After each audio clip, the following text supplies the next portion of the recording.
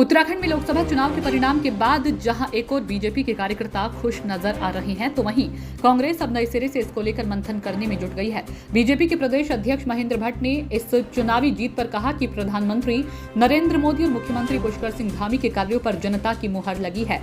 इसके साथ ही साथ विपक्ष की नकारात्मक भूमिका और बार बार एक जैसे सवाल उठाए जाने को लेकर जनता में नाराजगी बनी हुई थी। उन्होंने कहा कि प्रदेश और देश के विकास के लिए जनता ने बीजेपी के पक्ष में मतदान किया। तो वहीं कांग्रेस के प्रदेश अध्यक्ष करण महरा ने कहा कि जो लोग उत्तराखंड की बेटी अंकिता भंडारी के हत्यारों के समर्थन में रहे, जिन लोगों ने युवाओं के साथ छल किया, उनका समर्थन करने पर जनता को सोचना चाहिए। कांग्रेस अध्यक्ष ने कहा कि हमारे पास भ्रष्टाचार, महंगाई, कानून व्यवस्था सहित तमाम मुद्दे थे और हम उन मुद्दों को लेकर जनता के बीच पहुंचे। ये अलग बात है कि जनता ने उन विषयों और मुद्दों को अधिकतम नहीं दी, लेकिन पिछले चुनाव से अधिक हमारा मत प्रतिशत रहा है। ये काफी संतोषजनक है।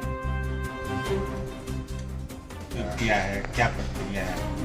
देखिए, देवभूमि की जनता का हम लोग हृदय से आभार व्यक्त करते हैं कि जिस भाव के साथ मोदी जी को उन्होंने विश्वास व्यक्त किया है।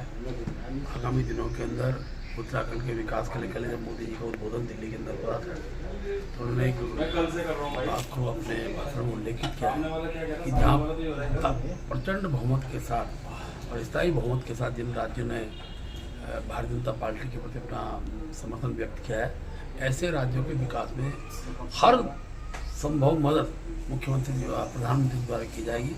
प्रदेश के माननीय मुख्यमंत्री जी को उन्होंने बधाई भी दी है। बधाई के नाते साथ साथ यहाँ के विकास के लिए मोदी जी हर प्रकार से तत्पर है। आगामी दिनों के अंदर विकास, चौमुखी विकास के रूप में हमको दिखाई देगा।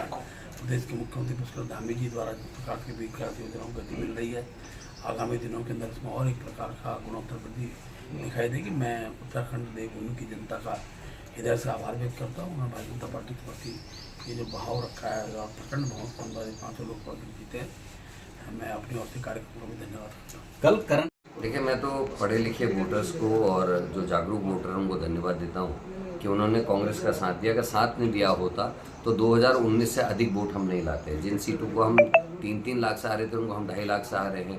जहाँ हम 3 लाख से आ रहे थे, उसको हम 1.5 लाख से आ रहे हैं। और ऐसी 2 सीटें हैं जिसमें हमने 1.5 लाख वोट कवर किया है। 2 सीटों में हमने करीब 50 से 60 हज़ार वोट कवर किया है। तो ये साबित करता है कि कहीं ना कहीं कांग्रेस का वोट परसेंटेज बढ़ा और ये कार्यकर्ताओं की मेहनत है, संजीदगी लोगों की जो थी उसकी मदद हमको मिली है।